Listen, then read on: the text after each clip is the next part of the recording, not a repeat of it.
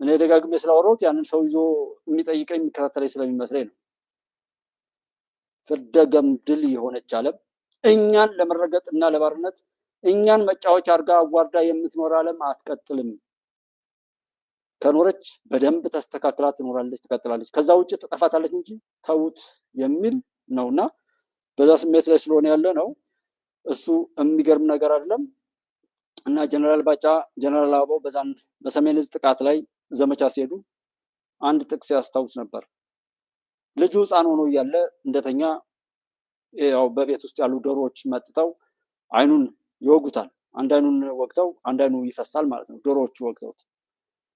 ከዛ በኋላ ዶሮ ለዛ ሰው ጥላት ነው። አይኔ ለምን ጠፋ ሲል ዶሮ ነው ያጠፋው፣ አይኔ ለምን ጠፋ ባለ ቁጥር ዶሮ ነው ያጠፋው እየተባለ በዛ በጣም ይበሳጫል እና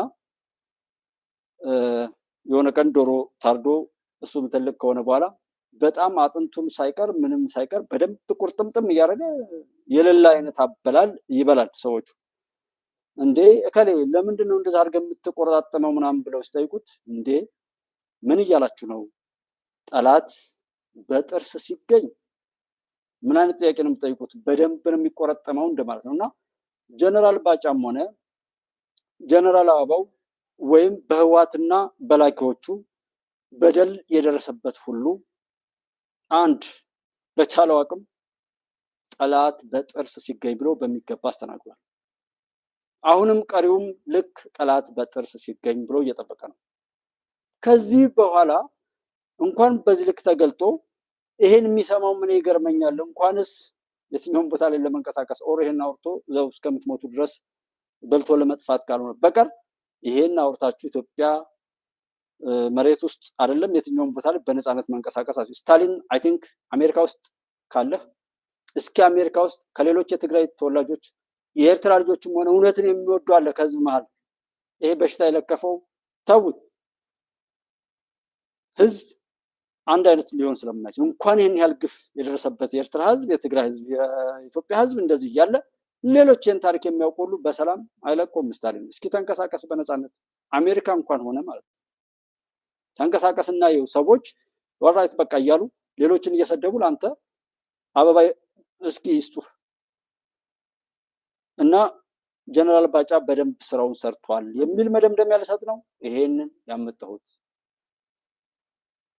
ብዙ ሰዎችን ሰደብኩ ብላችሁ የምትሉ ሰዎች በጣም ሚሊዮን በጣም ውድ እንዲሆኑ እንድናከብራቸው እንድንወዳቸው ከነሱ ጋር እስከ ሞት ድረስ ዋጋ እንድንከፍል ነው እያደረጋችሁን ያላችሁት። በተለይ ይሄ ጽንፈኛው፣ ይሄ በሽተኛው፣ ይሄ ዘረኛው፣ ይሄ ግብጽ ፈረስ ኦሬ ጥላቶቻችን ርጋጭ ሆኖ የሚሄደው ቡድን የሚያጥላላቸውን ሰዎች ባናውቃቸውም እንኳን እነሱ ስለሰደቧቸው ስላጥላሏቸው ብቻ በጣም እንድንወዳቸው በጣም እንድናከብራቸው ነው የሚያደርገው። ድሉ ከነሱ ጋር ነው ማለት ነው። ክፉዎች ቢያመሰግኗቸው ነበር እኛ የምንደነግጠው ማለት ነው።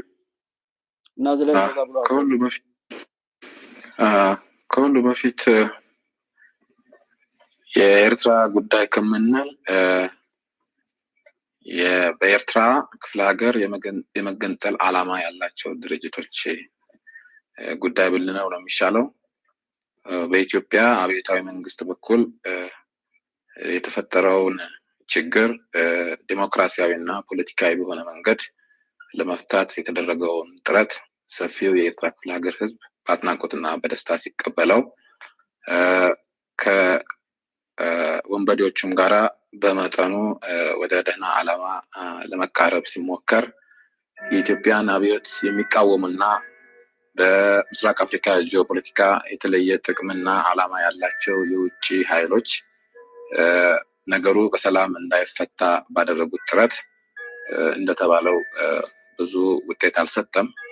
ይሁንና ተገንጣይ ድርጅቶቹም ራሳቸው በአሁኑ ጊዜ የኤርትራን ክፍለ ሀገር ጭቁን ህዝብና ሰፊውን የኢትዮጵያን ህዝብ አብዮት ለማዳከምና ለመቀልበስ ለውጭ ጸረ አብዮት ኃይሎች መሳሪያ ሆነው በግልጽ በመገኘታቸው በአሁኑ ጊዜ ይሄንን ፕሮብሌም የኢትዮጵያ የተቀረው የኢትዮጵያ ሰፊ ህዝብና የኤርትራ ሰፊ ህዝብ በመደብ አንጻር የሚፈታ ሆኖ አግኝተነዋል። Is the military solution the only possibility left? የለም ቅድም ልገልጽ እንደሞከርኩት ሚሊተሪም ወይም ፖለቲካም ልትሉት ትችላላችሁ። በጠቅላላው ይህ በአብዮትና በጸረ አብዮት መካከል የሚካሄድ እንጂ የናሽናሊቲ ወይም ሌላ ጸባይ ያለው ሆኖ ስላልተገኘ በአሁኑ ጊዜ በኤርትራ ውስጥ ያለው ሁኔታ ሁለቱንም ያቀፈ ሊሆን ይችላል። ይሄ በዛን ወቅት ላይ እንግዲህ እሳቸው የተናገሩት ነውና ለማንኛውም በዛን ወቅት ላይ የነበረውን ትርክት አሁን ሲደገማ ያለው በደርግ ሰዓት የነበረውን ተነግሮኝ ነው። በተለይ የደርግን ሰዓት ላይ የነበረውን ዋና ዋና ነጥቦች ለማወቅ እንድሞክር ያደረገኝ ወያኔ ኦር ኢህአዴግ ኦር የነበረው ተላላኪ ስርዓት ስብሰባ በሰበሰበ ቁጥር አንድ አምባገነኑን የደርግ ስርዓት ገልስሰን ለዚህ ደረጃ አብቅተን እያለ በዛ ፍከራ ነው አጀንዳው የሚያልቀው ነበር። ለምንድን ነው እንደዛ የሚፈራው? በዚህ ልክ ይፈራዋል ማለት ነው። አሁን ድረስ ራሱ ልክ አሁንም ቢሆን ዛሬም ድረስ ቢሆን መንግስቱ ኃይለማርያም ላይ የደርግን ስርዓት የሚለው ያንን ስርዓት እንዴት እንደሚፈራው ያሳውቃል። በጩኸቱ፣ በፍርሃቱ፣ በመንቀጥቀጡ ብዙውን የጊዜ ሽፋን በዛ አጀንዳ ነው የሚጨርስ የነበረው እና ለምንድን ነው እንደዛ የሚሆነው የሚል ጥያቄ ነበረን። የዛን ጊዜ የመንግስቱ ኃይለማርያም የግል ንብረት ኢትዮጵያ የምትባል ሀገር ከዛ ሆዳም የቀበሌ ምናምን የወረዳ እንደዚህ አይነት ካቢኔዎችን ማሰማራት ከዛ ሀገሪቱ የእሱ ብቻ እሱ ጦርነት የሚወድ ህዝቡን እንትን የሚል መሬት እንሰጣለን እየተባለ እየተቃዠ በዛ ትርክት ውስጥ የተጠመዱ ቁጭ ብለው የሰቀሉት ነገር ቆሞ ለማውረድ የሚቸግራቸው ኦር የቸገራቸው ሰዎች ነበሩ። ለምሳሌ ካቢኔ ነኝ ኦር ቀበሌ ላይ የነበሩት የሀብታም ልጅ ዘመቻ ሲሄድ በማግባባት ታሪኩን በትክክል ነግሮ የሀገርን ጥቅምና ኪሳራ የሚገኘውን ኪሳራና የሚገኘውን ትርፍ በመንገር በማሳመን አይደለም። ዛሬም ድረስ በተለያዩ ቦታዎች ላይ ገቢዎች ኖር የተለያዩ መረጃዎች የተለያዩ ሰዎች ላይ ስትሄዱ ነገሩን አስረድቶ ጥቅምና ኪሳራውን ለህዝብ ካሳወቁ በኋላ በሚጠቅመው እንዲሄድ አበረታተው አይደለም፣ ሳያውቅ አደናግረው ህጉን እነሱ ስለሚያውቁት ምንም የማያውቀውን ሰው ሊጠብቀው በመጣበት ህግ ራሱ ተጠልፎ መከራ ውስጥ እንዲገባ የሚያደርጉ ነው። ሰሞኑን አንዳንድ ቦታዎች ላይ የገቢዎች ቢሮ ነኝ ምናምን የሚሉ ነጋዴዎችን በተለያየ መልኩ እያታለሉ የሚያስሩ አንዳንድ ቦታ ላይ ሰዎችን አይቻልም።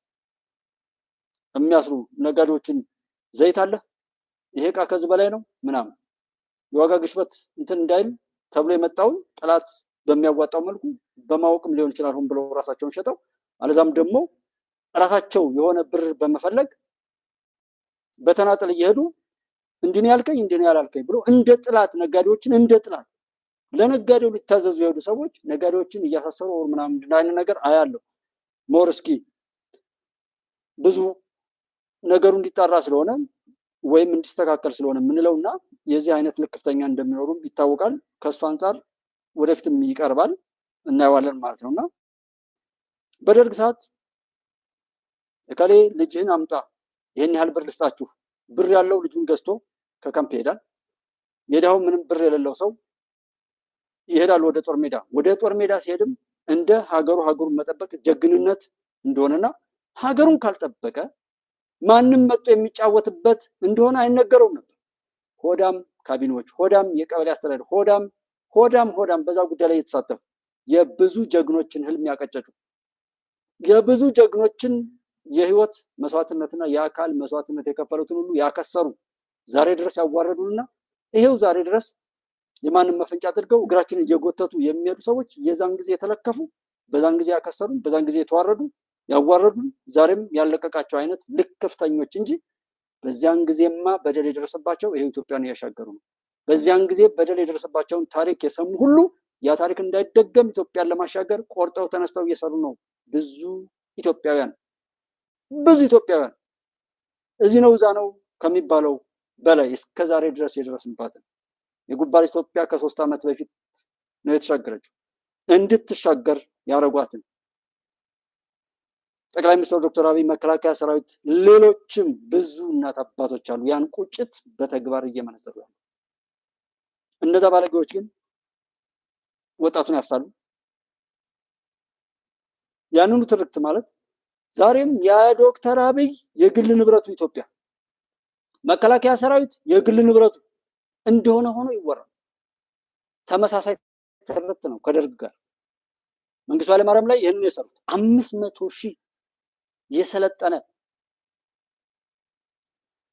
ያኔ እኮ የኢትዮጵያ አምላክ የኢትዮጵያ ጀግኖች ጀግና መሆናቸውም 500,000 ላይ የደረሰውን በደል ሌላ ወታደር ላይ እንዳይደርስ ዛሬ ድረስ አምረን የምንናገረው እኮ ምን ያህል ኢትዮጵያዊ ሰብዕና ቢኖራቸው ነው። ያልሰለጠነ የማንም ወጠጥ የወጡ ይሄው መንደር እየረበሸ መንገድ እየዘጋ እየበጠበጠናል እንዴ? በሰለጠኑበት አካሄድ የሆነ ነገር ቢያደርጉ ኢትዮጵያ ትኖር ነበር?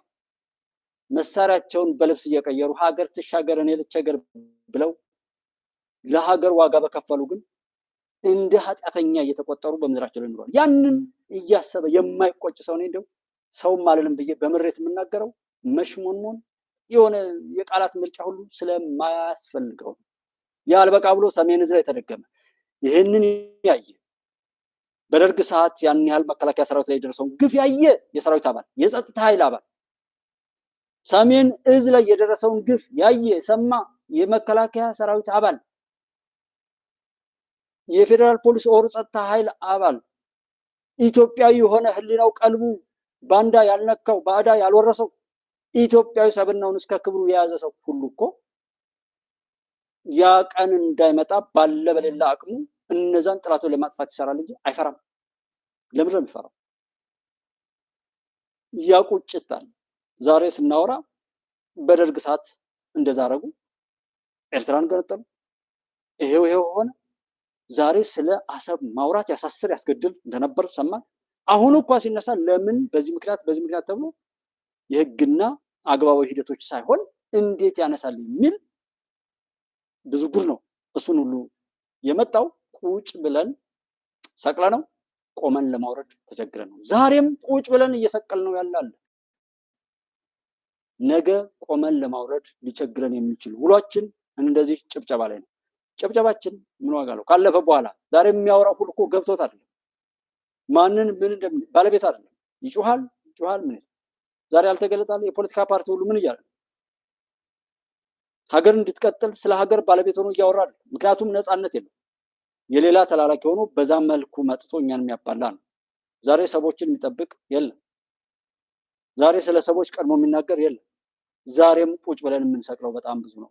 ዛሬም እንደ ብሔር እናስባለን፣ እንደ ብሔር ነው ያለው። ትናንት ያታለሉ ሰዎች ለስለስ ብለው መጥተው እንደዚህ አዲስ ሐሳብ፣ አዲስ እይታ፣ አዲስ አስተላለፍ፣ አዲስ አመለካከት ያስፈልገናል። ምክንያቱም ዛሬ 21ኛው ክፍለ ዘመን ላይ ስለሆንን ነው። እና ቁጭ ብለን እንትን ባንል ጥሩ ነው። ልክን አለማወቅ የሰዎችንም ልክ አለማወቅ ላይ መጥቶ እኔ ሀብታሙ አያሌውን እዛው ስብሰባ ላይ ነው እኔ አብሬ ስቀመጥ እኩያህን እንዳልመስልህ ያልኩት። እኩያህን እወቅ ነው ያልኩት። የእሱን አሽከሮች ጨምሮ ግን ያወራል። ዛሬም ያንን ተስፋ የሚያደርግ ሰው አለ። ለራሱ በቃ ሰው ራሱን ሰው ቢያጠፋ አትመክሩም ማለት ጀስት በዛ መልኩ ራሳችንን ብንጠብቅ በጣም ደስ ይላል። ባህር ኃይል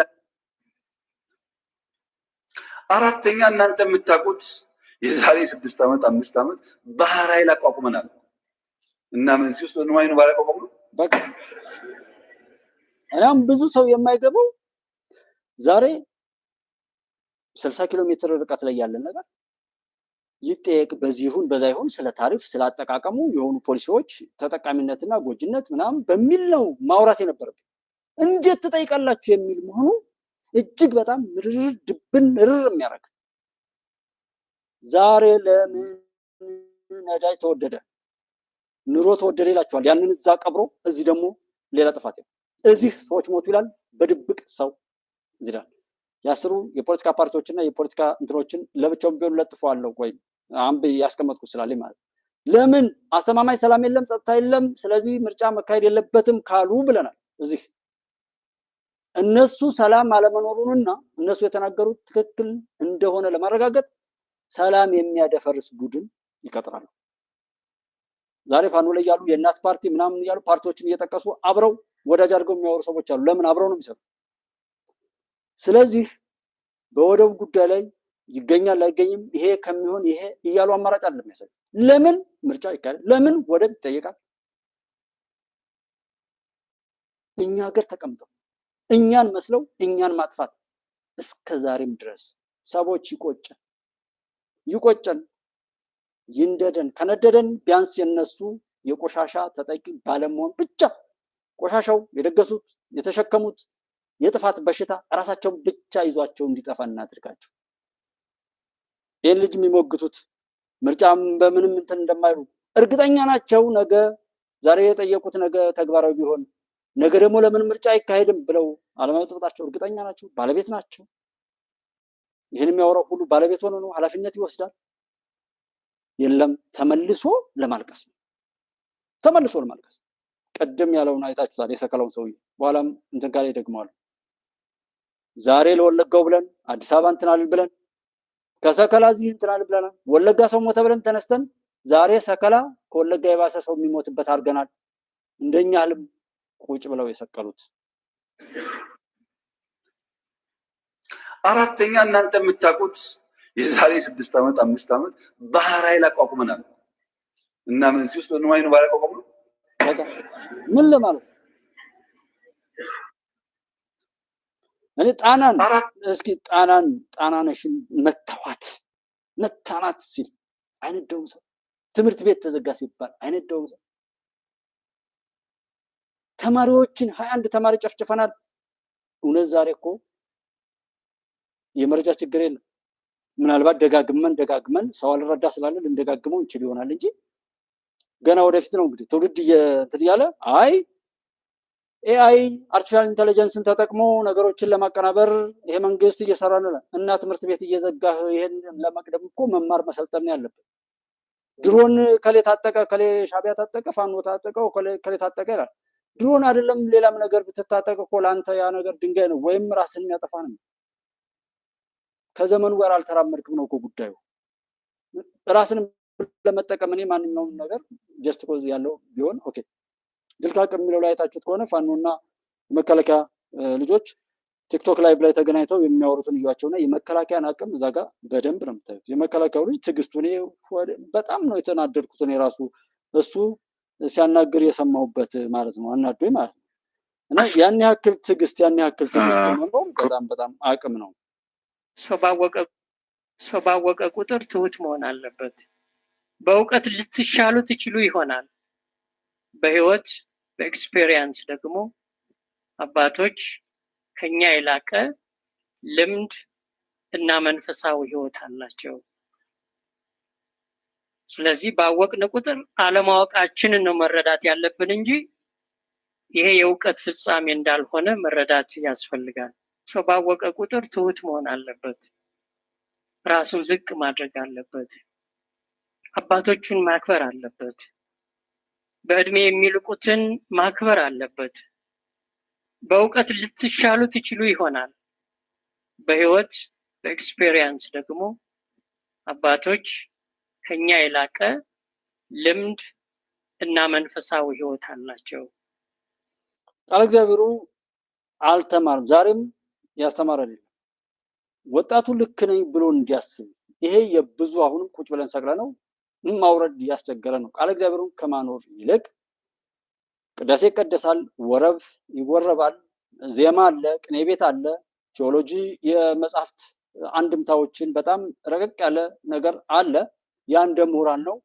ግን ምዕመኑ በተለይ እንደ ኦርቶዶክስ ማለት ነው ስርዓተ አምልኮውን እንዴት እንደሚፈጽም ያስተማረው የለም።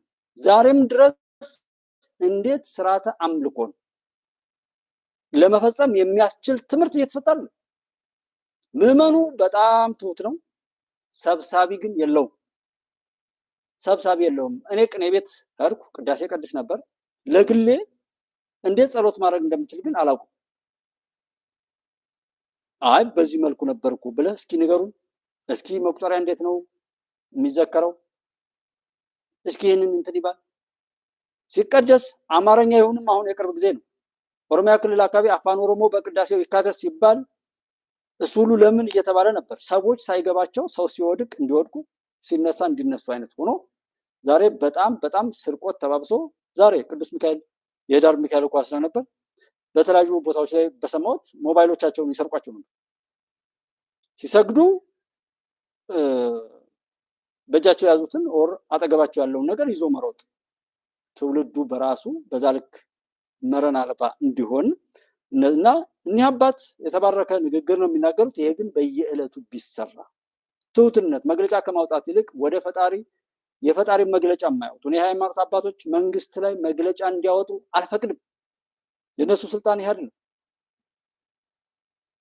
የያዙትን ምዕመን ከተሳሳተበት መንገድ ሁሉ ሰብስበው ለፈጣሪ ሊያስረክቡ የመጡ ናቸው። ያን ያህል ሰማያዊ ስልጣን ነው የያዙት። ግን ዱንያዊ ስጋዊ ህይወታቸውን መንኮሰብ ሞተ ራሳቸውን በዚህ በምድር ላይ ገለው ለሰማያዊ ህይወት ይዘጋጃሉ ሲባሉ ጭራሽ እዚህ ላለው ነገር እኛን እያባሉ የራሳቸው ብቻ አልበቃ ብሎ ይሄ ነገር መሆኑ በጣም የሚያሳዝን ነው። አስራት በኩራት ካልሰጠን ቄስ ትምህርት ቤቶች፣ ቂራት ቦታዎች እየተዘጉ ከሄዱ የሚማር ከጠፋ ሃይማኖታችንን እያጠፋ ነው እንደሆነ እንዴት እንደማይገባንም አይዶን ነው ጠያቂና ምናምን ለመኖር አይደለም ለመቀበርም እዚህ ከተማ ውስጥ በጣም ችግር አለ እየተባለ የነበረው ሁሉ ማሰብና ማስታወስ ጥሩ ነው ማለት ነው። አሁን እንደው ማለት ተቃውሞ የተደረሰ እሱ መጫወቻ ነው። ተማሪዎች እኮ አይደሉም እነሱ የተማሪዎች ተቃውሞ እንደዛም አይደለም። እነሱ ምክንያት ናቸው። በሕክምና ባለሙያዎች ላይ የሰራነው በወቅቱ አለ። ተጠንቀቁ። ለምን እንደዚህ የወጡ ሰዎችን ካስወጡ በኋላ እዛ ጋር የሆኑ ሰዎች ይገባሉ። በዶክተሮች ላይም አንድ የተናገርኩት ነገር አለ። አስተውሉ። ሁልጊዜም አብራችሁ ሆኑ። ያለዛ አሁን እንደዚህ ስትሉ እየጠቆሙም እነሱ ነው የሚያስዷችሁ። ምክንያቱም እናንተ እንድትጠፉ አሁን ጠየቃችሁ በሚል ስማችሁን ከፊት ያስተዋውቃሉ። በኋላ ደግሞ ይሄ ሰውዬ እንድልል ነው ብለው ተደብቀው ሄደው አቃጥረው ከመንግስት ጋር ያጣሏቸዋል ወይ ያሳስሯቸዋል። ከቻሉ የሚገሉና መንግስት እንዲህ አይነት ጥያቄ ስለጠየቁ ገደላቸው ብለው ይጮሃሉ። ምክንያቱም እነሱ የእናንተ መኖር አለመኖር አይደለም።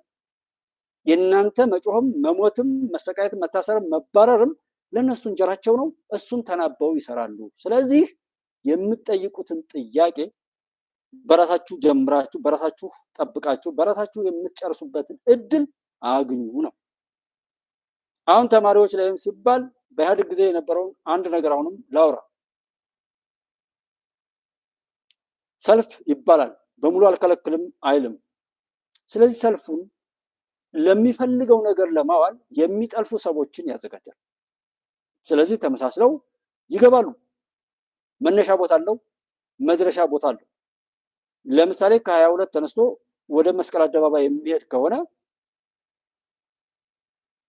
መስቀል አደባባይ ሊገባ አካባቢ ሀያት ምናምን የሚባል የሆነ እንትን አለና ጀስት የሆነ 100 ሜትር ወር 200 ሜትር የሚደርስበት አካባቢ ላይ ሲደርስ እናንተ አቀጣጣዮች ውጡ።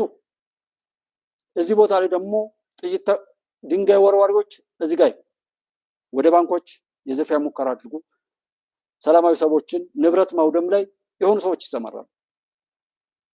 ሰዎች ጩኸቱን የሚያቀጣጥሉ አሉ፣ ካሜራ የሚቀርጹ አሉ፣ ከዛ ድንጋይ የሚወረውሩ የተመደባሉ፣ ከዛ ዝርፊያ የሚሞክሩ አሉ።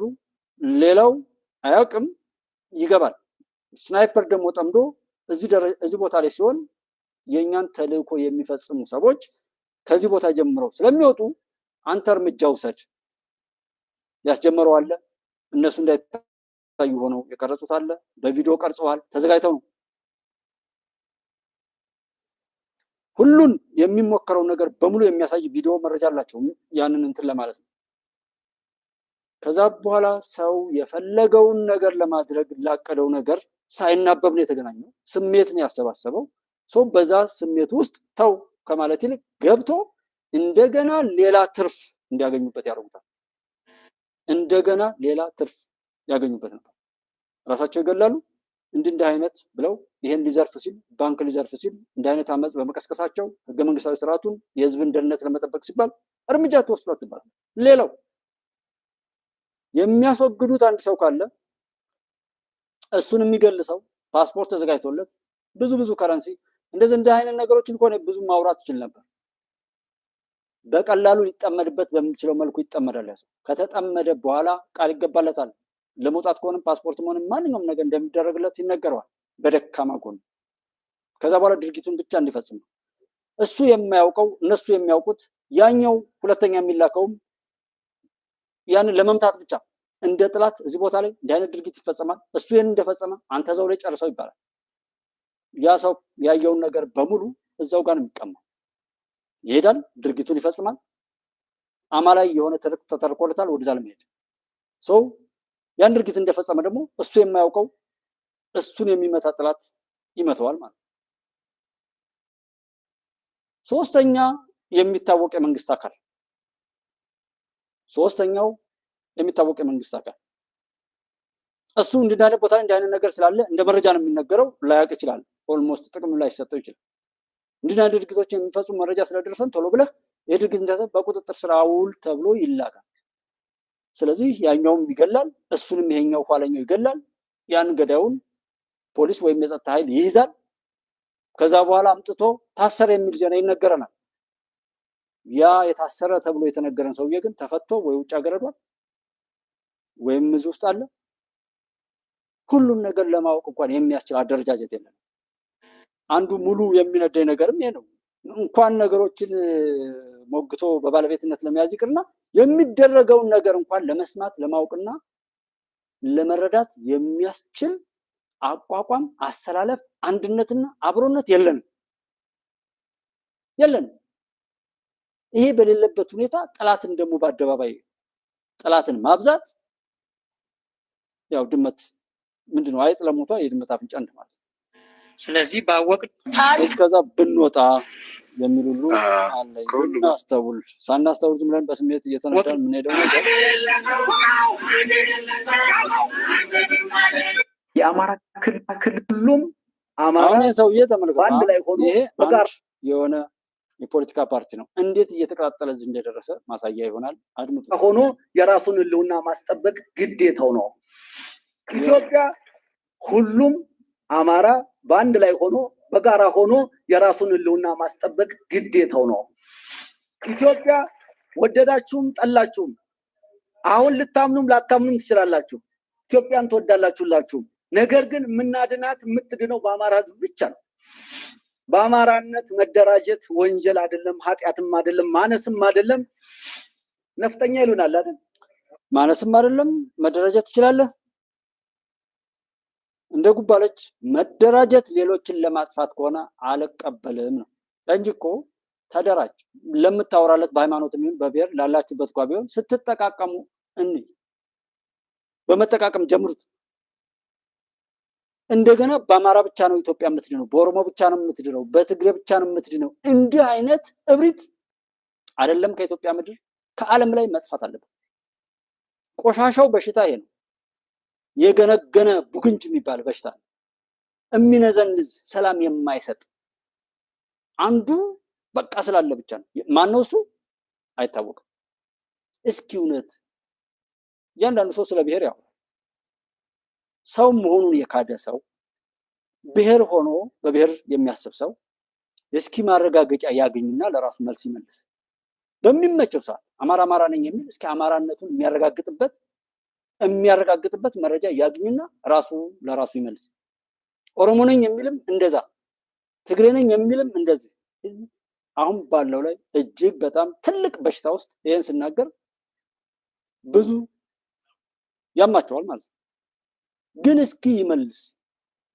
ኦሮሞ ምንድነው፣ ትግሬ ምንድነው፣ አማራ ምንድነው የሚለውን ይወቀውና ካወቀው በኋላ የሱ የሚያወራው ማንነቱ ከዛ ጋር ይገጥምለታል አይገጥምም፣ ኤቪደንሱን ራሱ ፈልጎ አግኝቶ ለራሱ መልስ ይስጥ። ምክንያቱም እኔ ሰውነቴን ነው የማውቀው እንጂ ከዛ ውጭ ባለው ነገር ላይ አላውቅም፣ ማወቅም አልፈልግም። መቼም የትም ቦታ ላይ የሚያሳፍር እና ልክ ያለ መሆኑን መርህ ሰው ከሚለው ክብር ወርጄ አላረጋግጥም ለራሴ። ግን ይሄን አውቃለሁ፣ አማራ ነኝ፣ ኦሮሞ ነኝ፣ ትግሬ ነኝ፣ እንደዚህ ነኝ ብሎ የሚል ሰው ካለ በሚያምንበት ልክ ራሱን ይጠይቅ፣ ለራሱ መልስ የሚሆነውን ኢንቨስቲጌት አድርጎ እንዴት እንዳገኘ ይንገረን፣ ያስረዳን። እና ይሄ ሰው ያው አማራ ብቻ ነው የሚያድናት እያለ ልክ እንደ አይነት ሰዎች ነው እያቀጣጠሉት እዚያ ያመጡት። አያችሁ፣ ይሄ ፖለቲካ ፓርቲ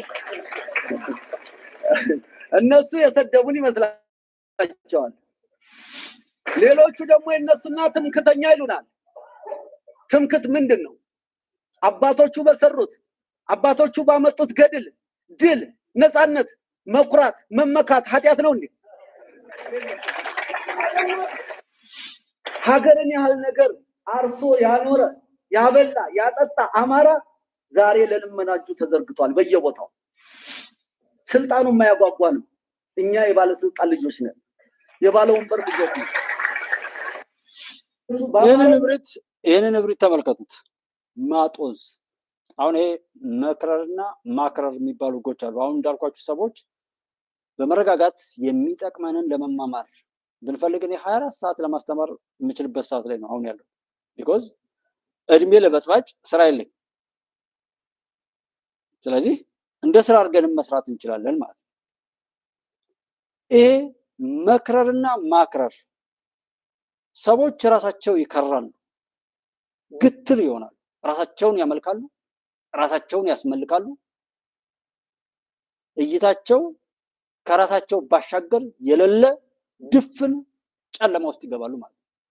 እኔ ብቻ የሚል ዓለምን ያህል ዩኒቨርሳል የሆነ ከዛም ደግሞ እንደ ሃይማኖተኛ እስከ ሰማያዊ ህይወት እስከ ጀነት እስከ አሄራ እስከ መንግስተ ሰማያት ድረስ ያያል፣ ለዛ ይዘጋጃል የሚባል አማኝ ሰው ያን ሁሉ ክዶ ጎረቤቱንም የማያይ ወንድሙንም የማያይ ሚስቱን የማያይ እናቱን አባቱን የማያይ የማይሰማ እሳቤው በሙሉ ተጨምቆ እዛው ራሱ ውስጥ ተቀርቅሮ እዛው ተጎንድፎ ይቀራል ማለት ነው።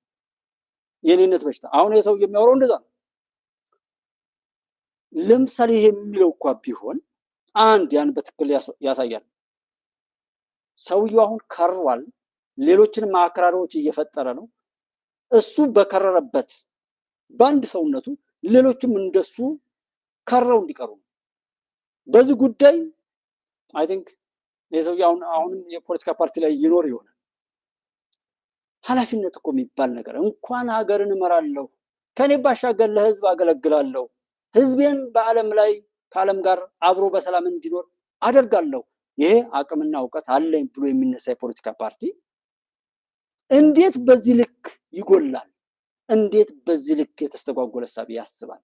እንዴት በዚህ ልክ እንዳለ ማንነቱ ሁሉ ተገርድፎ ተጎንድፎ ተቀርጥፎ ይመገዛል? እስኪ ያስቡ።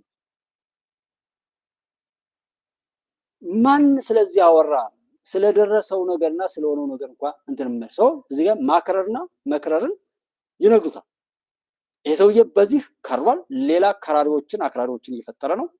እዛ ወዲያ ደግሞ አኑ ላይ አውጥቶ ጡት ተቆርጧል ተብሏል። በዛ ደግሞ ሌላ ትርክት እየተፈጠረ ነው። በዛ ቦታ ደግሞ ይሄ ሰውዬ እንደዚህ ብሎ አመናል፣ የንጉስ ዘር ነኝ፣ የተመረጡ ሰው ዘር ነኝ አለ። አላልኩም። ይሄ ቅኝ ገዥ ነው፣ ቅኝ ተገዝተናል የሚሉት አንዳንድ ሰዎች እዚህ ቦታ ላይ ተበዝብዘናል፣ ተጨቁነናል የሚል ትርክት እነዛው ሰዎች ሄደው አውርተዋል። እንዲህ አይነቱ የዛኑ ትርክት በሆነ ቦታ ላይ ያወራል። በዚህ እያቅራራ የተሰጠውን ነገር ሁሉ እያረከሰ የሚሄድ መያዣ መጨበጫ ያለው ትውልድ በቤቱ ይፈጥራል። እዛ ወዲያ ያለውን እያሰበ ማለት ነው። እዚህ ጋር ጠላት እንዲህም ተደርጋለሁ እያለ እየተቆጨ ይኖራል። ሁለቱ እንደተገናኙ የሆነ ነገር ይፈጥራል። እንዲህ እያደረጉ ያሳደጉት በሽታ ነው። አሁን ከሰውነት ወርዶ እንደ አማራ፣ እንደ ኦሮሞ፣ እንደ ትግሬ፣ እንደ ሙስሊም፣ እንደ ክርስቲያን፣ እንደ ጎጃም፣ እንደ ጎንደር አንድ የመከፋፈል ከተሄደ እስኪ ይሄ ሰውዬ አማራ ክልል ላይ ነው ያለሁት፣ ጎጃም፣ ምስራቅ ጎጃም፣ ደጀን ዙሪያ አንዳንድ ሰው ይጠይቀኛል። ቆዳ የሚፍቁ ሰዎችን ፋቂ እያልን የምናጣጥልበት ዝቅተኛ ስያሜ በጣም የሚያስጠላ ዛሬ ላይ ሲሰማው፣ በዛን ወቅት ላይ ግን እንደ ኖርማል ለእያንዳንዱ እየተነገረው ያደገ ብረት የሚቀጠቅጥን የእሱ ማረሻ የእሱ ማንኛውም ቢሏ ሁሉ ሄዶ የሚቀጠቅጥለትና ለእሱ ማንኛውም ስራ መሳለጥ አስተዋጽኦ ያበረከተለትን ሰው ቡዳ ሸማኔ እያለ እየገደለ ከሰፈር እያባረረ የነበረ ትርክት አይደለም የወረስ ነው። እሱ ተቀይሯል። እሱን እንደ አማራ አቅፋችሁታል። እሱ እንደ ሃይማኖት አቅፋችሁታል። አሁን በዚህ በምታወሩት ነገር ላይ ጀስት ይህን ለሚያወራ እብዶች ማለት ነው። ሸማ ዕቃ የያዘ ሰው ሸማኔ እየተባለ ዛሬ 75,000 100 ምናምን ሺህ ድረስ እየተሸጠ ነው የኢትዮጵያ ቀሚስ። የተቆራረጠ የቻይና ጂንስ ይለብስ የነበረ የተቀዳደደ እብድ መስሎ ኃጢአተኛ ነው ልብሱን ቀዶ የሚሄደው። ልብሱን ቀዶ የሚሄድ ኢትዮጵያዊ ተፈጥሮ የኛ ኢትዮጵያውያን እናት አባቶች የሰሩት ጥበብ ግን ስንት ሺህ ብር እንደሚሸጥ ቸካሩ። በትንሹ ከ75 እስከ 100 ምናምን ሺህ ብር ነው የሚሸጠው።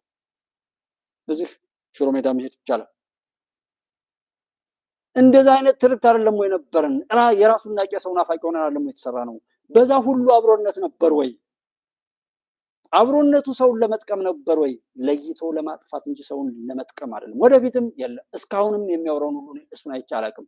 በሚዲያውም በሁሉም ቦታ መለያየት እንደ ባህሪው ጥላቻው በውስጡ ተቋጥሮ አለቀን ያለ መጥፎ በሽታ ቢሆን እሱ አይ ሸማኔዎችን ወደናል። ሸማ ጥበበኛ ማለት ነው። ቀጥቃጭም በለው ምንም በለው አንተ እስካልሰራው ድረስ ክር በጣሽ እየተባለ አዝማሪዎችን ሙዚቃ ሲሸልል ምን ሲል እኮ የእሱ ነገር ሁሉ የሚደምቀው በዛ እኮ። ግን ራሱ የሚያደርገውን ድርጊት እንኳን የሚቃወም እብሪተኛ ትዕቢተኛ አልነበርንም ወይ? እኔ ባላደርገውም እሱን የሚያደርግ ማህበረሰብ ውስጥ ነው ያደግኩት። ዛሬም እሱ ነገር ተቀርፎ ከሆነ እስየው ነገ የተሻለ ቀን ይመጣል። ግን እሱን ቀርፈናል። ይሄ ሰውዬ አሁን ከሚስቱ ጋር ከልጆቹ ጋር ከጎረቤቱ ጋር ከእናት ከአባቱ ጋር አብረውት ካሉ ከፓርቲ አባላት ጋር አብሮ ነው 107 ፓርቲ 60 ምናምን ፓርቲ የሆነው ኢትዮጵያዊ አጀንዳችሁ ስለሆነ ሰውነት ክብራችሁ ስለሆነ ድል እንድታመጡ ፈልጋችሁ ነው የተቆራረጣችሁት። እና ይሄ የሚያሰናክለንም አልነበረም። ቢያንስ በመሸሽ ሰዎችን በመተው በራሳቸው ባዘጋጁት የጥፋት መድረክ ራሳቸውን ብቻ ይዘው እንዲጠፉ ብናረጋቸው ጥሩ ነበር። ዛሬም ያወራሉ። ዛሬም ባሰናከሉት ልክ የሚከፈላቸው ይናገራሉና ይሄ ሰውዬ አሁንም ትንሽ እንሰማዋለን። እሺ ነውረኛ ይሄ እኮ ነው ከሌላው ጋር ተከባብሮ እንዳይኖር። አዎ ዛሬ ድረስ አማራ እንደዚህ ነው እያለ የለየ አማርኛ ቋንቋ ነው። አንድ ወቅት ላይ አፋን ኦሮሞ መናገር አለብን ብለው ሲሉ አይ ይሄማ አይሆንም ብለው ጥናት ካስጠኑ በኋላ እንትን ያሉትን እኔ ራሴ ማቅረቤን አውቃለሁ። ሆዳም ሰው ፍቅር አያውቅም። አዎ የሚባለው እውነት ነው። ሻዕቢያ ወያኔን ለማጥፋት እንደሚፈልግ ያውቀው ወያኔም ሻዕቢያን ያኮ የጥላት ስራ ነው። ጋሽ ዘይኑ ጥላት በቀላሉ የሚጠፉ ነገሮች አሉ። ማምከል ለምሳሌ ሳተላይቶችም ሆነ ምናምን ከሄዱ በኋላ አገልግሎታቸውን ሲጨርሱ የሚያጠፉበት መንገድ አላቸው። በብዙ የተቋሰሉ በብዙ ነገር የተደራረጉ ሰዎች እንዴት አብረው ይሄዳሉ? እኔም እኮ ሰው እንዴት እነሱም ያውቁታል። እርስ በርሳቸው አይገናኙም። መሪ የለው ያወራናቸው ነው። እና በፈለገ ሰዓት እንዲያጠፋቸው እስከፈለገ ድረስ የሱ ቁስ ሆነው እንዲቀጥሉ ያደረገው እንጂ በምን አመክንዮ ነው ሻዕቢያና ህወሓት የሚባሉ ሰዎች አብረው ሊሄዱ ይችላሉ? በምን አመክንዮ ነው ፋኖ ነኝ የሚሉ ሰዎች እና ዘመን በፍጹም ሊሄዱም አይችሉም። በካቦ ብታስሯቸው ይችላል። ምንም እንዳይሆን እንደዛ ብለውም ግን እየተወራላቸው መሆኑ ለነሱ አንድ ነው። ዛሬ ስለተነገሩ ሰው ይገርማል። 96 ጀምረን የፖለቲካን ሳቅ ለኢትዮጵያ መጥፋት፣ ለኢትዮጵያ መዋረድ፣ ለኢትዮጵያ አጠቃላይ ሰቆቃና መከራ የአንድ ክንድ ብዙ ጣት ሆነው የሚሰሩ ኃይሎችን ነው እናንተ አሁን ሰው እየሰማችሁ ያለው። ለኔ የማይገርመኝም እሱ ነው። የአንድ ክንድ ብዙ ጣት ፖለቲከኛ ፓርቲው ጋዜጠኛው ምንም ጥፋትን የሚያራምድ ሁሉ የነሱ ተቀጣሪ ነው። በቃ አሁን እከሌና እከሌ ሆኑ ይሄን መናገራቸው ስለሚጠቅማቸው ነው እንጂ አብረው እየተራራዱ ነው የሚሰሩት። አብረው ሲሰሩ ነው የኖሩት። አሁን ምናልባት የተግባሩ የጥፋት እጃቸው ተቆርጦ የምላሱ ስለቀራቸው ነው እያወሩ ያሉት። ተደራጅተን ስንመጣ ወረዳችሁ፣ ዝቅ አላችሁ፣ አማራ በማንነቱ ተደራጅቶ አያውቁም ይሉናል። በኢትዮጵያ አንድነት ላይ ስንመጣ ደግሞ ያለፈውን ስርዓት ናፋቂዎች አሃዳዊ ስርዓት ሊያመጡብን ሊጭኑብን ነው ብለው ደግሞ ይቃወሙናል።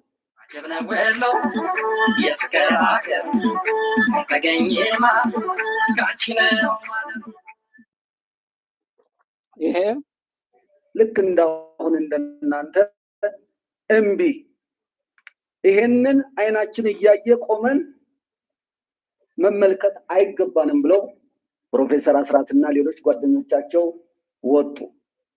ያኔ ሻዕቢያም ወያኔም ኦነግም አንድ ላይ ነበሩ። ሶስቱም ማንም አይችለንም ብለው ጀግናንም ብለው የተነሱ ነበሩ። ያን ጊዜ ግን ፕሮፌሰር አስራት ወልደየስ የናንተ ወሬ የእናንተ ጫጫታ እኔን ሊያቆመኝ አይችልም ብለው ወጡ። ተመልከቱ። አዛንፈው እነሱ ፕሮፌሰር አስራት ሀቀኛ ናቸው። ሀቀኞችን መብላት የእነዚህ ነውረኞች ተልቆ። አጼ ቴዎድሮስን ሽጉጥ ጠጥተው እንዲሞቱ ያደረጋቸው አብሯቸው ያለ ሰው ነው። በተለይ በዛን ሰዓት የነበሩት የካህናት ጉዳይ አንደኛ ነው። አቲክ ኔትወርክ ላይ አለው የለው እየተሰማ ከሆነ ብዬ ነበረ። ይሰማል? ኦኬ ይሰማል ብዬ ከነበር እንትን ይላል ርቋል ነው የሚለው። ስለዚህ አጼ ቴዎድሮስን በአጼ ቴዎድሮስ ኦኬ አሁንም እንደዛ እንደራቀ ነው ማለት ነው። እስኪራና አፕል አድርገውና ኦኬ እየተሰማ ከሆነ ጥሩ። ይሄ አጼ ቴዎድሮስን ካህናት ጢሰኛ ነበሩ። ጢሰኛ ሆነው ሰዎች ያዘመሩትን አዝመራ እንኳን ካህናት ሄደው እነሱ የፈለጉትን ያክል ወስደው ነው ለሰዎች ላረሰው ሰው ይሰጡ የነበረው። ስለዚህ አጼ ቴዎድሮስ የቄስ ተማሪ ምናምን ቢሆንም እይታና አመለካከቱ ከፍ ያለ ነው። ያደረገው ካህናት 5 ቀዳሽ፣ 1 መርጌታ፣ 1 ደብተራ፣ 7 ሰው ከዚህ ውጭ ያለ ሰው ወጥቶ ሰርቶ ይብላ። ሰራዊቱም ቢሆን ሰራዊት በደሞዝ የሚተዳደር የሀገር መከላከያ ሰራዊት እንዲሆን መሰረት የተጣለበት ሁኔታ ነው። ፉል ነው ወይ ሙሉ ነው ወይ? አሁን ከምሉዕነትና ስኬታማ ከሆነው አንፃር አሁን ላይም ያለውን ስርዓት ጨምሮ የሚወቀስበት ነገር ጅማሮን እንደ ጅማሮ መቀበል እንጂ አውሮፕላን የሰሩት ሰዎች እኮ አልሰሩትም። ሀሳቡን አመጡት፣ ማድረግ የሚገባቸውን አደረጉ። ጀስት ግን የአውሮፕላን መፈጠር በእነሱ ስማቸው ተያዘና በአጼ ቴዎድሮስ ጊዜም ካህናት በዛች አቂመው አጼ ቴዎድሮስን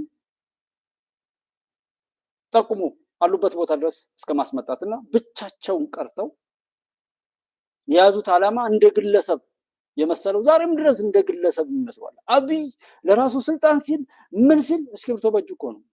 ምን ይጎልበት? ይሄን እንኳን ማይገባል። ልክ አጼ ቴዎድሮስ ጀምሮ ለግሉ ብቻውን አድርገው ራሱ እንዲያጠፋ አድርጉት።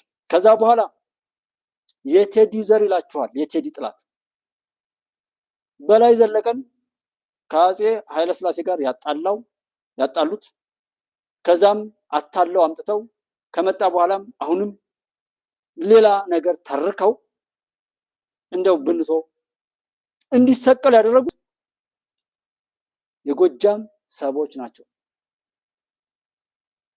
የጎጃም ሰዎች ናቸው። ይሄን ነው ወይ ትግሬ ወይ ሌላ ቦታ በሚለው በአሁን በበሰበሰው ላይ አይ ልትሉ ትችላላችሁ። የጎጃም ሰዎች ናቸው። ከዛ ውስጥ መንገሻ ጀንበሬ የሚባል አንድ ሰው እንደነበር ሰምቻለሁ ማለት ነው።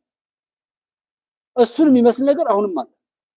አሁንም እርስ በርሳችን ነው ያለሁበትን ነገር እኮ ነው እየመሰከርኩ ያለሁት እንጂ እዚህ ጋር ለመነገድና እዚህ ጋር ለእንትን ለማለት ቢሆን ይሄን ወሬ አይደለም እኮ የማወራው። ሰዎች ምን ይፈልጋሉ? በቃ ሰው የሚፈልገውን ነው የማቅረው። አሁን እኔ ከመጀመሪያው ጀምሬ እያወራ ያለሁት እውነቱን ነው። እኔ እዛ ሆኜ የሚያውቃችሁ ሰው በጣም በጎ ውለታ ምናምን ያለ ሰው እሱ ነው እንድንሆኑ የፈረሰው ሰውነታችን ነው። ባል ሚስቱን፣ ሚስት ባሏን ገደለች፣ ልጅ አባቱን፣ አባት ልጁን ገደለ፣ እንዲደፈረ እንዲሆነ እየተባለ የምትሰሙትን ነገር ስታዩ በቀላሉ በአማራ ክልል ላይ ፋኖ ነኝ ብሎ የመጣው ቡድን የሚሰራው፣ ሸኔ ነኝ ብሎ የመጣው ቡድን የሚሰራው፣ ህወሓት ነኝ ብሎ ያለው ቡድን የሚሰራውን ማየት በቂ እኮ ነው። የመጀመሪያው ጭካኔን የሚተገብሩትም የሚለማመዱትም የሚኖሩትም አብሯቸው ካለ ጓደኛቸው ህዝባቸው ጋር ነው። እዛ ጋር ነው ጭካኔን የሚለማመዱት። ስለዚህ አጼ ቴዎድሮስ እንደዛ አደረጉ። በኋላ የቴዲ ዘር ይላችኋል። አገር ሻጩ በላይ ዘለቀን የበላይ ዘር ይላችኋል። በላይ ዘለቀ አንድ ተራ ሽፍታ ጥይት የሚያቀብለው የለ። ሽፍታ ስለመኖሩ ማንም የሚያውቅ የለም። ለራሱ የግል ጉዳይ የወጣ አንድ ተራ ሽፍታ አእምሮውን ማየት የትም ይሁን የት እሱ አይደለም የኔ ጉዳይ። ሰብዕናው ግን የሚታመን አለ። እንዲሁ ከዚህ በፊት የነበሩ እናት አባቶች ያወቅነው ታሪክ ሁሉ ያኮራ ይሆናል እንጂ የእሳቢያቸው ደረጃ ከፍ ሊል እና አንደርስበትም ይሆናል እንጂ በእኛ የሆነ ሊገመገም የሚችል እሳቤ ያለው የእናት አባቶቻችን ታሪክ የለም። የትኛውም ቦታ ምንም ጥፋት አጠፉ ቢባል የሆነ ስኬት አቅደው ነው እንጂ ያ በጎ እቅዳቸው እንዲሳካ ብለው ያደረጉት ሊሆን ይችላል እንጂ ከመነሻውም ከእቅዱም ከምኑም በባንዳነት በባርነት ራሳቸውን አከራይተው የሚሄዱ ኢትዮጵያዊ የሉም። ቢኖሩም እያንዳንዱ ኢትዮጵያዊ ድራሻቸውን የሚያጠፋቸው ቆሻሻ ተብለው ይጣላሉ እንጂ ጭራሽ ይህን ያህል ዜና ሆነው ይሄ የሶሻል ሚዲያ ላይ ገና ለመቃረም ተብሎ ትንሽ ትልቁ እነሱን እያገዘፈ የሚወሩ አይደሉም። ርካሽ ሀገር ሻጭ ብቻ አይደለም ራሳቸውን እየሸጡ እና እንደዛ አድርገው አንድ ጥይት የማይሰጠው ሪፖርት የሚያቀብልበት መንግስቱ ሀገር ጥሎ ሄዶ እሱ እዋጋለሁ ብሎ ያለ አንድ ሽፍታ ነው። ሽፍታ ለሀገር ተቆረቆረ የሚል ያንን ሰብን ያጠፋ ሰው ይሄ ሰውዬ አማራ ምናምን ብሎ ፕሮፌሰር አስራት ወልዴ ሲልና ወደብ ምን ያደርግልናል የሚለው ከእስክንድር ነጋ ጀምሮ አስረስ ማሬ ነው ምናምን የሚባለው በፋኖ ላይ ጉዳይ ያለው የፋኖ የኛ ተላላኪ ነው ብለው ሻቢያና ህወሓት የተናገሩትን የሚያረጋግጥ ነገር ይናገራል። ይሄ ሰውዬ አስራትን ያወራል፣ ይፈክራል። አስራትን ወደው የመጡ ሰዎችን አጥምዶ በሱ ቆሻሻ ነገር ለመግደልና ለማስገደል በጣም ጀግኖችን እነዚህ ክፎች ያወራሉ። በነዛ ጀግኖች ስም በጀግንነት የመጡት ወንድሞችን በእነሱ የረከሰ ወጥመድ ውስጥ አጥፍተው ሀገር ለማዋረድ ነው የሚሰሩት። አስቡት። እሱ እንደዛ እያለ ወደብ ምን ያደርግልናል፣ ወደ አሰብ እንዘምታለን፣ የምንዘምተው ግን ኢትዮጵያን ለመውጋት ነው ብለው በሰሞኑ ፋኖ ነኝ ብለው የመጡ የነ ዘመነ ካሴ ቡድን ተናግሯል። ባለፈው ባለመደራጀት ጀነራል ተብሎ ወራዳነት ሀገር አክብረው ሀገር ለማዋረድ ሲሰራ የኖረው ተፈራ ማሞ የሚባለው እና እሱ ጋር የሚጨፍሩ ጭፍሮች ሰው እንዳይረሳቸው ነው። ምክንያቱም የእነሱን ቆሻሻ መቀበል ስለሌለበት ወደዛ ወደዚህ መሄድ የለም። እኛ እዚሁ እንይዘዋለን። ምንም አይነት እልቂትና ጦርነት ቢኖር ከአማራ ክልል ውስጥ መውጣት የለበትም፣ ትግራይ የማይደርስም፣ እዛ የማይደርስም የሚል ሰጥቷል። ሰው ከዚህ በላይ በአንዳነት ምን እንደሆነ አላውቅም። የእነሱ አንዱ ቅርንጫፍ ነው። ይህን ሰውዬ ስሙ ለጊዜው ጠፍቶብኛል፣ ግን ህዝቡ ያኔ በወቅቱ ስላላወቀ እሳቸው በወያኔ እጅ እንዲሞቱ ተደርጓል። በጣም ብዙ እጅግ ቁጥር ያላቸው ወጣቶች ከእሳቸው ጋር ተሰልፈው ሞተዋል። የደረሱበት ጠፍቷል፣ ተሰደዋል። ይሄ እንግዲህ የሆነው ምንድነው? ባለመደራጀት ነው። አንዳንዶቹ በአማራነት ተደራጅተን ስንመጣ ወረዳችሁ፣ ዝቅ አላችሁ፣ አማራ በማንነቱ ተደራጅቶ አያውቁም ይሉናል። በኢትዮጵያ አንድነት ላይ ስንመጣ ደግሞ ያለፈውን ስርዓት ናፋቂዎች አሃዳዊ ስርዓት ሊያመጡብን ሊጭኑብን ነው ብለው ደግሞ ይቃወሙናል። የት ጋር ነው የኛ መቆሚያ? ይሄ አብሮ አሁን ይህንን አለ ይህን ያወራ ሰው ይህን ባወራበት መልኩ ያቀደው ፍሬ ካለው ዛፍ ፍሬ ላይ መድረስ የለበትም። እንዴት ትናንትና ማውራት ዛሬም ማውራት ከ3 ዓመት በፊትም ማውራት ከ5 ዓመት በፊትም ማውራት ዛሬም ማውራት እንዴት? እኔ አድማጭ እና እዚህ ጋር የሚከታተሉ ሰዎች የሚገርሙኝ ለዛ ነው። ይህንን ነው እኔም ላስታውስ ራሱ ያመጣሁት። ምክንያቱም ትናንትና የጠላሁት ነገር ትናንትና አይሆንም ብዬ ያወገዝኩት ነገር እንዴት መልሶ እንዲያደናቅፍ በተለያየ መንገድ ከፋፍሎ ህዝብን የማባላት እና ህዝብ የአማራ ክልልን በተለያየ መንገድ ከፋፍሎ ህዝብን የማባላት እና ህዝብን የማጣፋት ተግባር ያለው እጁ ጋር ነው። ጥቅሉ ወሎ አማራ አይደለም ብሎ የተነሳ ቡድንም አለ። እሺ፣ አመሰግናለሁ። እኔ ባለኝ እርስ በርሱ ከፋፍሎ እርስ በርሱ እንዲባላ ማድረግ ነው። እንደው ለመግደልም ሆነ ለመደብደብ ለመዝረፍም ሆነ ምን ለማለት እንኳን ኃይል ላለማባከን እርስ በርሱ በቃ ተሰርቶለታል። አንዴ ሰው ከሚለው ክብር ከሄድክ አማራ ኦሮሞ ብሎ ይበትናል። ከዛ በኋላ ጎጃም፣ ምስራቅ ጎጃም፣ ምዕራብ ጎጃም፣ ሰሜን ጎጃም፣ ከዛ እዚህ ጎጃም ላይ ብንሄድ አዊ ዞን፣ መተከል፣ ሽናሻ፣ ወይጦ እያለ ይከፍላል። ከዛ ሙስሊም፣ ክርስቲያን፣ ፕሮቴስታንት፣ ጆቫ፣ መሰረተ ክርስቶስ ይከፍላል። ከዛ ሸማኔ፣ ፋቂ፣ ቡዳ ምን እያለ ይከፋፍላል። የተማረ ያልተማረ ምንድን ደግሞ ይሄ ባለስልጣንና ምናምን ቢሮክራሲ እያለ እሱ እንደሚመቸው ከፋፍሎ አንድ የመሮጥ የጀመረ ሰው መሮጥ ነው። በዛ ከፋፍሎ ለማጥፋት የታቀደ ነው። እኛ ራሳችን ዋጋ ሰጠን እውቅና ሰጠን ራሳችንን እንኳን መጠበቅ ካልቻልን ጥላት ምን ያርገን? የዚህ ልጅ ሀሳብም ይሄ ነውና የጥላትን ወጥመድ አለ መረዳት በጣም በጣም ስህተት ነው። አሁንም ሰው በብቀሴ እንደሚዘም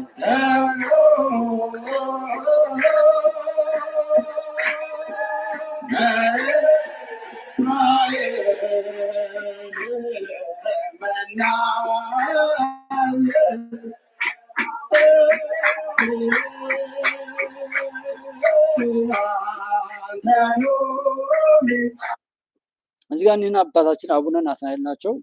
ቃለ እግዚአብሔርንም ለመኑ በመስጠት ልክ ይህ ዝማሬ እንዳማረ ሁሉ ትውልዱንም ይዘው ወደ ፈጣሪ በመሄድ እንዲተባበሩን እዛ ጋር አደራ እንዲወጡልን ብዬ ነው ሼር አድርጌዋለሁ ፌስቡክ ላይ፣ እሱን ማየት ትችላላችሁ። ይህ ዝማሬው ያምራል። ዘማሪው ግን መብዛት አለበት ነው፣ ጥቂት መሆን የለበትም። 8 ዓመት ነው። የተማሪዎችን ደግሞ እንደዚሁ እየታዘብን ነው። 8 ዓመት ነው። አንድ ሪሚዲያል ይጨመርበታል፣ አንድ ደግሞ የአገልግሎቱ ይጨመርበታል። 10 ዓመት ካምፓስ ውስጥ አሳልፎ የ17 ዓመት ትምህርት ከዛ በፊት ተምሯል። 27 ዓመት ሰው ተምሮ እንዴት ይኖራል? እንዴት ነው ነገ ስራ ወጥቶ የሚሰራው? ካረጀ በኋላ ነው ሀገሩን የሚያገለግለው። አሁን እንደተማረ ሰው አንደኛ ህጉ አልተፈጸመም፣ ተግባሩ አልተደረገም፣ ረቂቅ ነው የተዘጋጀው። ምን ነው የተባለው? እነሱ ይህን ነገር ይህን አሁን ያወራው ሰው ማን ነው? በትክክል እኔ ዩኒቨርሲቲዎች መግለጫ ከሰጡ በኋላ ጀምሮ ብናወራ ሁሉ ብዬ ያልኩት የሆነ ቦታ ላይ ተቀምጠው ብዙ ካስት እየተነበበ ነው ያልሆነው ሁሉ ሆነ ተብሎ በትክክል የተጎዱ ሰዎችን ሁሉ ለመለየት እስክንቸገር ድረስ ማለት ነው። እና እነዚህ ሰዎች እነማን ናቸው? ከየት ነው እንደዚህ የሆኑት? አሁን ይሄ ነገሩ ሁሉ በሚናገርበት ሰዓት እውነትና ውሸቱን ለመለየት እውቀት በራሱ በጣም በጣም ትልቅ ፈተና በሚሆንበት ዘመን ላይ የኤአይ ወይም አርቲፊሻል ኢንተለጀንስ ከኛ ተምሮ የተማረውን ነገር መልሶ ለኛው የሚመግብበት ሁኔታ ባለበት ላይ ማን እንደሚሰራው እርግጠኛ ሆኖ ማየት አይቻልም።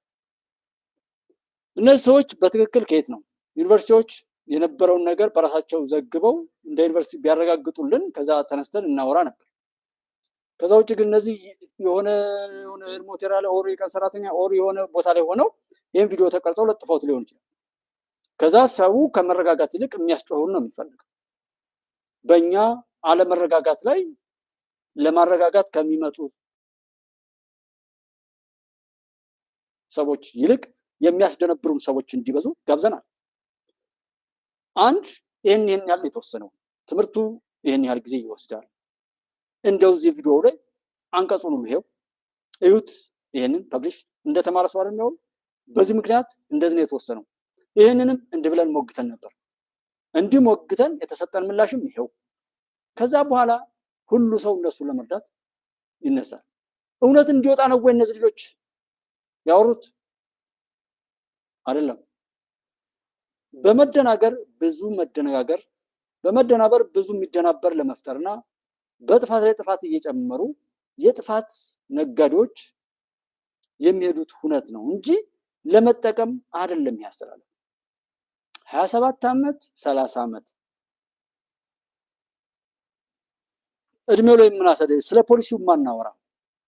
ፖሊሲው እንደ ሀገርን የሚሰራ ማይሆን። እኔ ቲቺንግ ላይ ነበርኩ በዲፕሎማ የመጨረሻው ዓመት ላይ 3ኛው ዓመት ላይ በምንፈልገው ትምህርት ቤት ላይ አይደል እኔ መምህርነት ስለነበረ የ6 ወር በተግባር የተደገፈ ቲኤስኤስ ቲቺንግ ሜቶዶሎጂ የሚባል እንትን አለ። እሱን እንዴት ተማሪዎችን ማኔጅ እንደምናደርግ የክላስ አሰስመንቱን የፕሮግራም ቀረጻውንና ሮስተርስ እንዴት እንደሚዘጋጅ የውጤት መለኪያ ሂደቶችን እንዴት እንደምናደርግ በተግባር ለ6 ወራት የምንሰራበት ወቅት ነበር። በባንክ ላይ ያሉ እንደዚህ በቲቪቲ ላይ የሚማሩ ሰዎችም ያው ውጤት ምዘናው የተበላሸ ቢሆንም በማይረባ ነገር ሰዎች ሳይመጡ ወር ምናምን የሚፈልጉት ቦታ ላይ ደብዳቤ አጽፎ ሄዶ ምንም ሳይለማመዱ ዝም ብለን ወረቀት መሸጥና ምናምን ላይ ብንሄድም ሀሳቡ ግን ነበር። እንደ ሀገር እንተዋወቅ ሲባል እንዴ ፖሊሲ ማዘጋጀት ሀገርን ሊያሰድ የሚችል ነገር እኮ ይሄ ኃላፊነት የመንግስት ነው። ያንን መስራት አለመስራት የመንግስት ጉዳይ ነው። በዚህ ጉዳይ ይሄ ሊያሰደን አይችልም። እኔ በጣም እና የተማሪዎች ምንድነው የሚለው የተማሪዎች አብዮት ጅማሮ ይላል እንዴ እስኪ አስቡት። የተማሪዎች አብዮት 66 ነው ምናምን ያላቀው ወደ ታሪክ ወደ ኋላ የነበረው ማለት ነው። እንዴት ዛሬ ላይ ሰው የተማሪዎች አብዮት ብሎ ያወራል? በዛን ሰዓት ቴሌቪዥን የለም፣ ምንም የለም። ተማሩ የሚባሉት በአንድ ቦታ ላይ መገኘታቸው በዛ ላይ አዋቂ ናቸው የሚባል አንድምታ ነው። ዛሬ ተማረ የሚባል ሰው ነው ገበሬው የጠላው። ምክንያቱም ገበሬው በመሬቱ ላይ አርሶ እንዳይበላ ያደረገው ተማርኩ ያለው ልጅ ነው።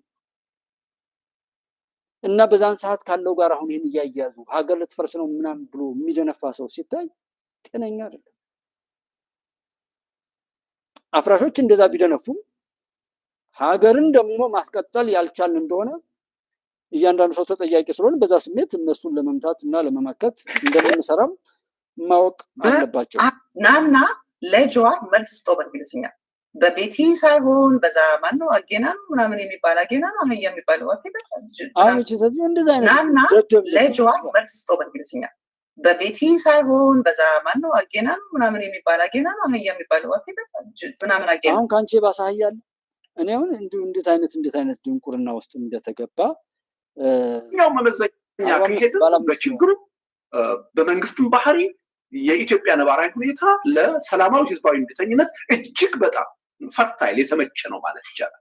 ትልቁ ችግር ያለው እኛ ላይ ይሄን ሰብረን ይቻላል ብለን ያን ማድረግ ባለመቻላችን ነው። እና ሀገረ ካውፕ የሚያሳየው ማን ይምራ እንዲሁ እንዲህ የሚናገሩት ሁሉ ወይ መንግስት እያል መንግስትም ደግሞ ያለ እዚህ ግባ የሚባል ተፎካካሪ በማጣቱ የረከሱ ሌባ ልጆችን ከውስጥ የሚገዙ ህዝብን የሚያበጣብጡና ሽፍታ እያስታጠቁ ከፋኑ ከሸኔም ከዋትም ጋር የሚሰሩ ነውረኞችን እንዳያጸዳ